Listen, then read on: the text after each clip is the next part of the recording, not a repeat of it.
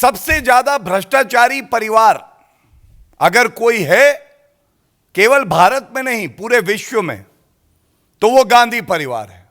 और मैं बताता हूं क्यों। नेशनल हेराल्ड केस में श्रीमती सोनिया गांधी जी, अध्यक्षा कांग्रेस पार्टी, और राहुल गांधी, पूर्व अध्यक्ष एवं सांसद कांग्रेस पार्टी को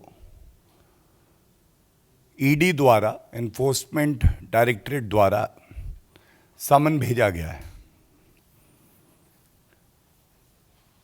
इस सूचना के आने के बाद कांग्रेस पार्टी के द्वारा एक प्रेस वार्ता की गई और किस तरह से जो जालसाजी, भ्रष्टाचार, छल कपट कांग्रेस पार्टी का चरित्र बन गया है, वो उस प्रेस वार्ता में भी स्पष्ट दिखाई दिया। कुछ महत्वपूर्ण तथ्य हम लोग देश के समक्ष रखेंगे, क्योंकि इन तथ्यों का देश की जनता के समक्ष रखा जाना अनिवार्य है, जरूरी है। जैसा हमें पता है कि भारतीय जनता पार्टी की सरकार की एक नीति है, स्पष्ट नीति है, जीरो टॉलरेंस फॉर करप्शन। और इस नीति के तहत एक बड़ा बदलाव भारत में आया है। बदलाव यह है कि जांच एजेंसियां, चाहे सीबीआई हो, ईडी हो, भ्रष्टाचारी कांग्रेस पार्टी की सरकार में हम नहीं, सर्वोच्च न्यायालय यह टिप्पणी करता है कि आपने सीबीआई को पिंजरे का तोता बना दिया। आज जांच एजेंसियां स्वतंत्र रूप से, निष्पक्ष रूप से अपने दायित्व का निर्वहन कर रही हैं। ये पिंजरे के तोते का एक बाज बन जाना और भ्रष्टाचारियों को सबक सिखाने का सफर है। कल की प्रेस वार्ता एक सर्वोच्च न्यायालय के वरिष्ठ अधिवक्ता ने करी, जो कांग्रेस के प्रवक्ता हैं, मेरे साथी भी हैं। और यह उम्मीद करना कि सही तथ्य जनता के बीच में रखे जाएंगे इस पूरे मामले को लेकर, कोई ज्यादा उम्मीद करना नहीं है। तो ये तथ्य अब मैं आपके सामने रख रहा हूं और इसके बाद कुछ प्रश्न इस मंच से हम लोग पूछेंगे। पहला सवाल जो हम पूछना चाहते हैं, क्या यह सही नहीं है कि सोनिया गांधी जी और राहुल गांधी पे एक फौजदारी का मुकदमा, क्रिमिनल केस, सेक्शन 420 धोखाधड़ी और बेईमानी करने के लिए चल रहा है, जिसमें सोनिया गांधी और राहुल गांधी नेशनल हेराल्ड और एजेएल और यंग इंडियन, जिसको अभी मैं विस्तार से समझाऊंगा, दिल्ली उच्च न्यायालय जाते हैं और ये मांग करते हैं, निवेदन करते हैं अपनी याचिका में कि इस मामले को निरस्त किया जाए, क्वॉश किया जाए। 7 फरवरी 2015 दिल्ली हाई कोर्ट का आदेश मैं लेके आया हूं, मेरे हाथ में है। वो बिल्कुल स्पष्टता से कहता है कि प्रथम दृष्टया जो आरोप लगाए गए हैं धोखाधड़ी के, बेईमानी के, ये सत्य प्रतीत होते हैं, इसलिए इनको निरस्त नहीं किया जाएगा। इसके बाद सोनिया गांधी जी और राहुल गांधी ये सर्वोच्च न्यायालय का दरवाजा खटखटाते हैं।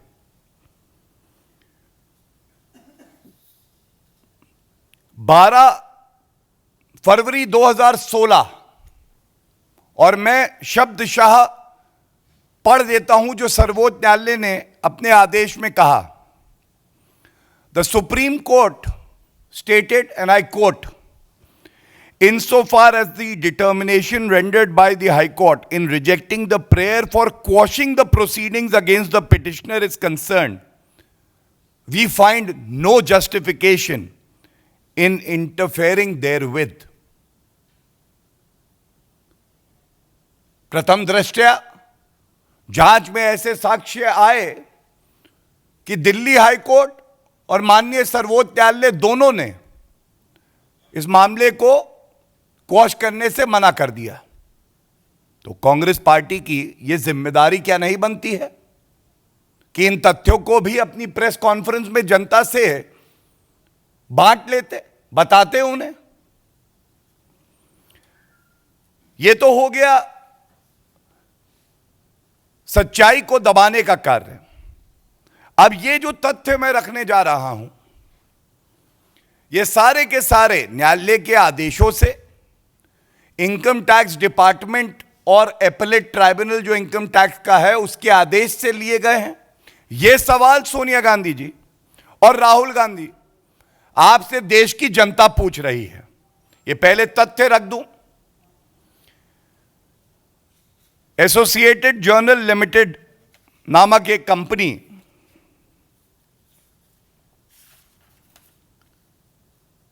₹90 करोड़ का लोन देती है एक और कंपनी जिसका नाम है यंग इंडियन। ये यंग इंडियन कंपनी जो है, इसको इनकॉर्पोरेट कब किया गया? तो पहला सवाल यह भी पूछेंगे हम, सोनिया गांधी जी, कांग्रेस पार्टी, राहुल गांधी, ये बताइए क्या यह सही नहीं है कि नवंबर 2010 में जब आपकी केंद्र में सरकार थी, इस कंपनी को इनकॉर्पोरेट किया गया केवल इसलिए कि कपटपूर्ण तरीके से धोखाधड़ी करके जो एजेएल कंपनी है और उसके जो असेट्स हैं, जिसका मूल्यांकन न्यायालय ने अपने आदेश में करीब 2000 करोड़ का किया है, उसको ट्रांसफर कर दिया जाए यंग इंडियन में। और यंग इंडियन पे मालिकाना हक किसका है? मालिकाना हक है 38% जो शेयर होल्डिंग थी, यह राहुल गांधी की थी, और बाकी 38% जो है वो सोनिया गांधी जी की थी, 76%। और बाकी ऐसी और संस्थाएं हैं जो यही लोग कंट्रोल करते हैं, उनकी शेयर होल्डिंग थी। मतलब यंग इंडियन केवल इसलिए बनाई गई कि एजेएल के 2000 करोड़ रुपए के जो असेट्स हैं उनको यंग इंडियन में दे दिया जाए, और यंग इंडियन पे मालिकाना हक जो है वो किसी और का नहीं, भ्रष्टाचारी गांधी परिवार के सदस्यों का है। और विचित्र बात क्या है, आप देखिए, यंग इंडियन 2000 करोड़ की संपत्ति का मालिकाना हक पा जाता है कितने रुपए का पेमेंट करके एजेएल को? 50 लाख। 50 लाख रुपए दो 2,000 करोड़ रुपए की संपत्ति के मालिक बन जाओ। और कल प्रेस वार्ता में अभिषेक मनु सिंघवी जी ने बार बार कहा कि 90 करोड़ रुपए कांग्रेस पार्टी का, जो कि एक पॉलिटिकल पार्टी है,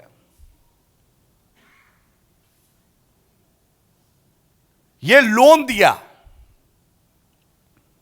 एजेएल को। तो यह सवाल पूछना बनता है, सरकार कांग्रेस पार्टी की, आप सरकार चलाना अपनी प्रतिबद्धता नहीं समझते, भ्रष्टाचार का स्टॉक एक्सचेंज चलाना आपकी जिम्मेदारी और प्रतिबद्धता है। और इसीलिए कांग्रेस का यह हश्र हुआ है। जैसा कल आदरणीय राष्ट्रीय अध्यक्ष जी ने कहा, श्री जेपी नड्डा जी ने,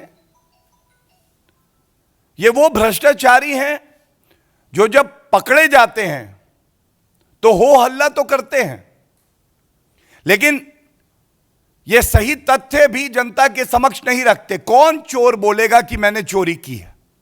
कौन भ्रष्टाचारी बोलेगा कि हां देश को लूटा है?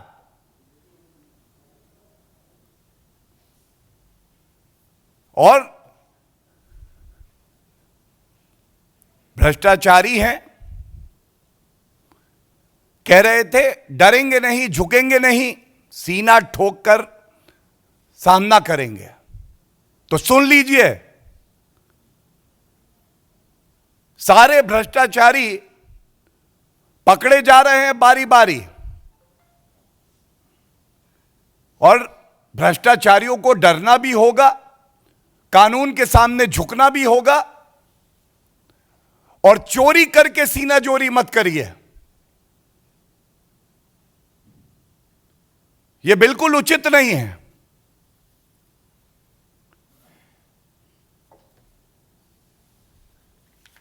अब यह सवाल कुछ पूछ रहा हूं,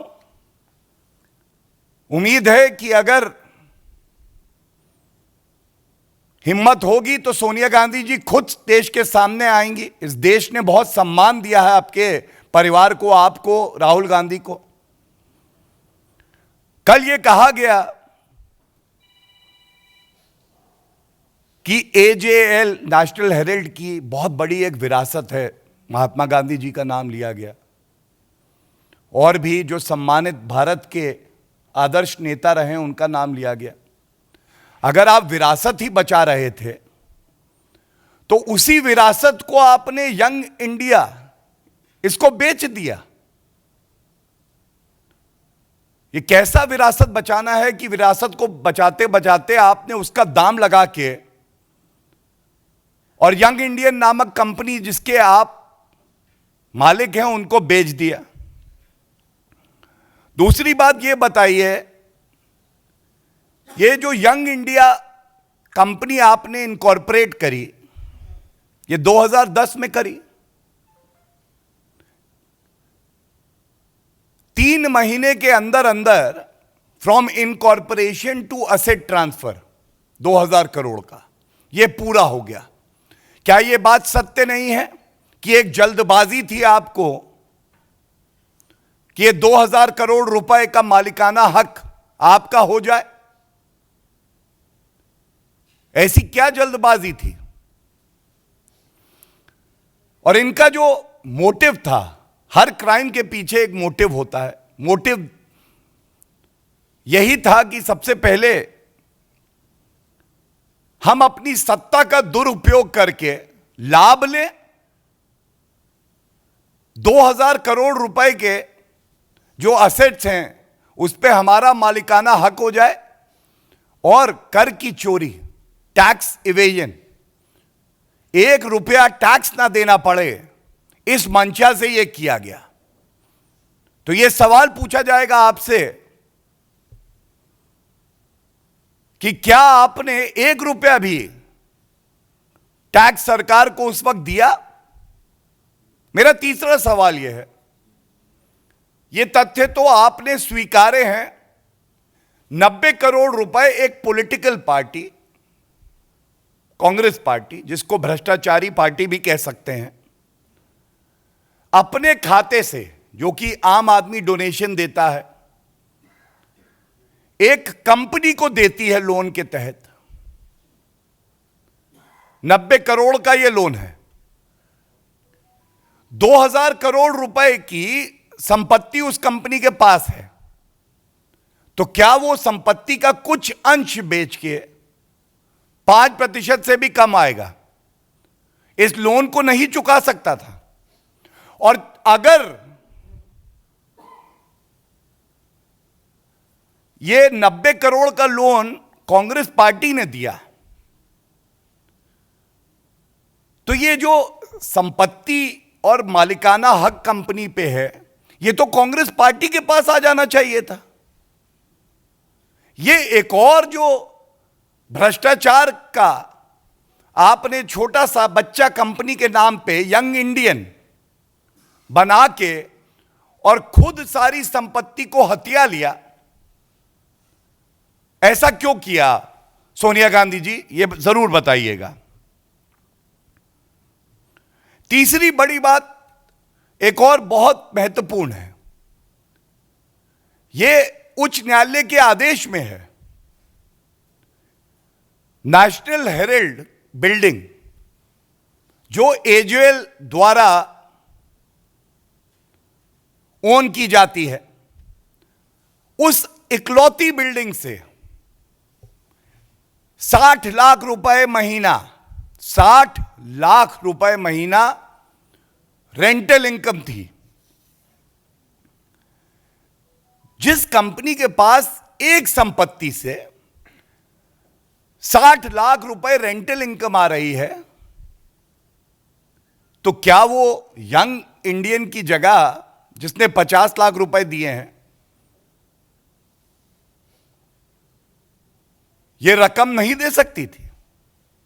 आप सोचिए किस लेवल का भ्रष्टाचार ये भ्रष्टाचारी परिवार करता है।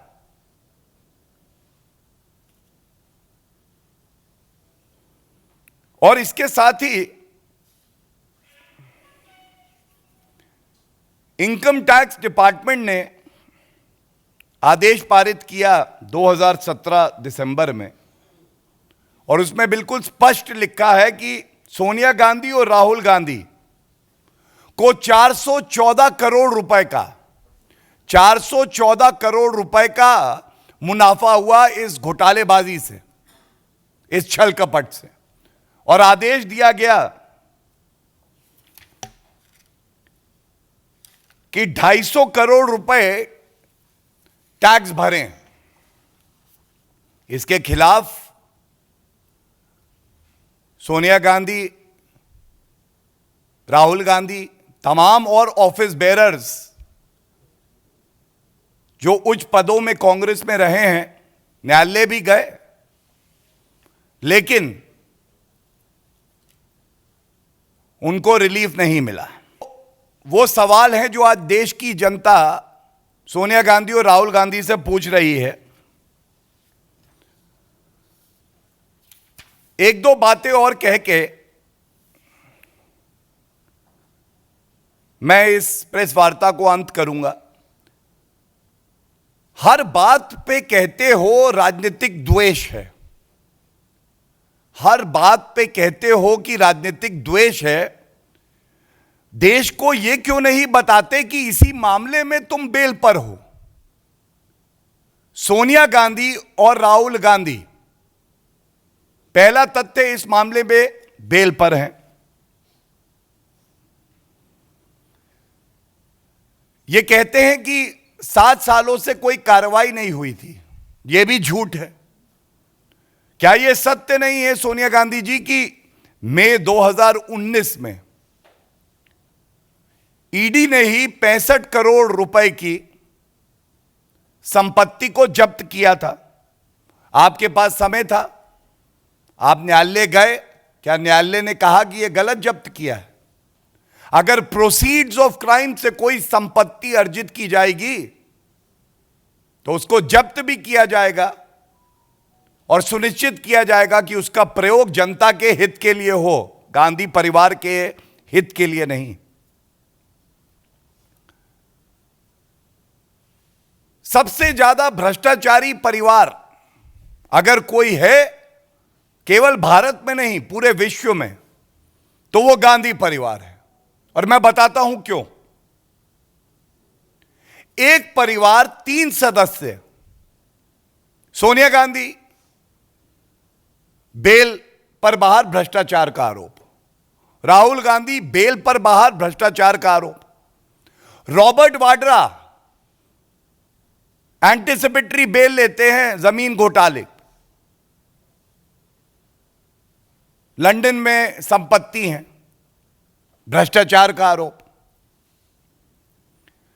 ऐसा कोई परिवार होगा जिसको देश की जनता ने विश्वास की नजरों से देखा और उसने प्रयास किया उसी देश को लूटने का। 3 परिवार के सदस्य और तीनों भ्रष्टाचार के आरोपों पे लिप्त, जिनके मामले न्यायालय ने निरस्त नहीं किए हैं।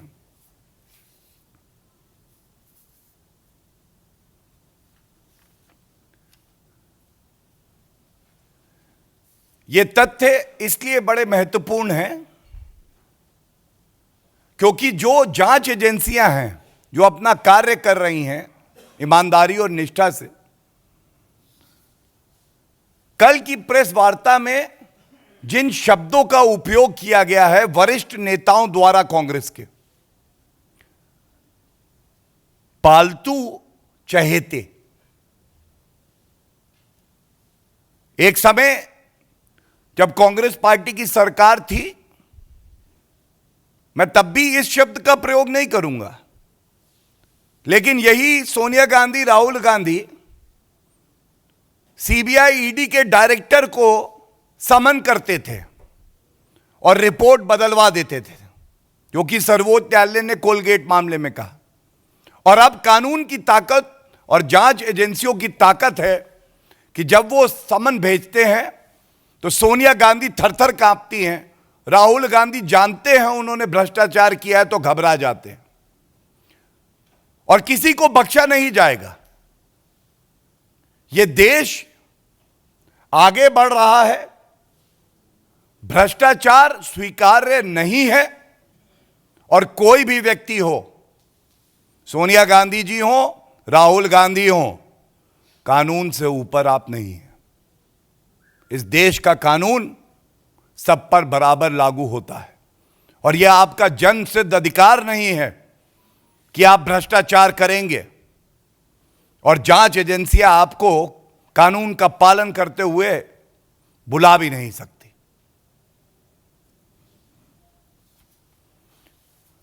ये सारे तथ्य आपके समक्ष रखे हैं। हम लोग आभारी हैं कि आपने अपना समय दिया।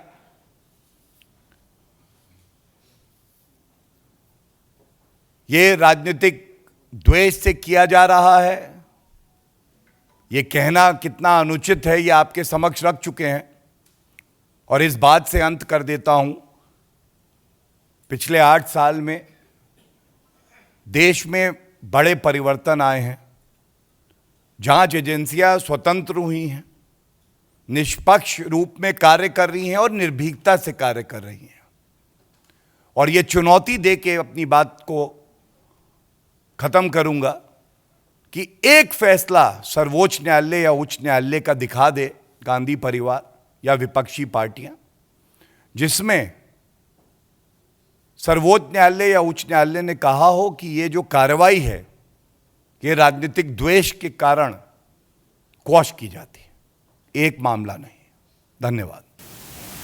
किसी का कोई सवाल हो तो।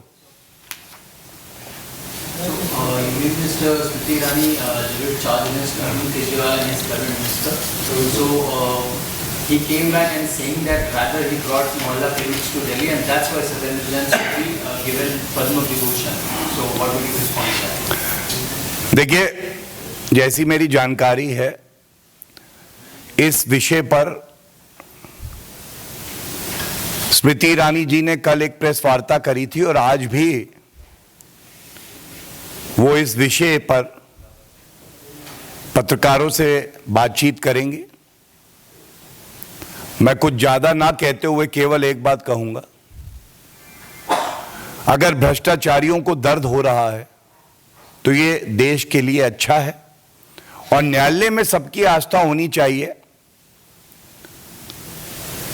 10 दिन की अगर ईडी रिमांड पर न्यायालय ने सत्येंद्र जैन जी को आदेश पारित करके दिया है, इसका यह मतलब है कि प्रथम दृष्टया कुछ साक्ष्य, कुछ सबूत जरूर होंगे। Anyone else? ईडी की पूछताछ से पहले कांग्रेस ने कहा है कि सोनिया गांधी को बुखार है और कोरोना हो गया, कुछ लोग कहना है कि पूछताछ से बचने के लिए ऐसा किया जा रहा है, आपको भी लगता है? और दूसरा कि अरविंद केजरीवाल ने मनीष सिसोदिया के बारे में कहा है कि काफी ईमानदार हैं, स्कूल बनाए हैं और बीजेपी उनको भी गिरफ्तार करेगी। दो देखिए, सबसे पहले जो आप खबर साझा कर रहे हैं, जो मुद्दे हमने उठाए हैं वो एक बात है, लेकिन भारतीय जनता पार्टी की ये परंपरा रही है, हम उनके लिए भी उत्तम स्वास्थ्य की कामना करते हैं और ये उम्मीद करते हैं वो जल्दी स्वस्थ हों। जहां तक आपने दूसरा प्रश्न पूछा है, तो मैंने बताया कि आदरणीय स्मृति ईरानी जी इस मुद्दे पर अपनी बात रखेंगी, लेकिन कट्टर ईमानदार की परिभाषा क्या है? भ्रष्टाचार में लिप्त व्यक्ति कट्टर ईमानदार होता है, उसको पद्म विभूषण देने की बात कर रहे थे कल, तो ये केवल और केवल अरविंद केजरीवाल जी ही कर सकते हैं। और दोहरे मापदंड ऐसे कि पंजाब में हमने देखा स्वास्थ्य मंत्री पे कार्रवाई करके उन्होंने कह दिया कि मेरी आंखों में आंसू हैं। इस मामले में दिल्ली में कार्रवाई नहीं कर पाते, ये इनके दोहरे मापदंड है। धन्यवाद। Thank you everyone.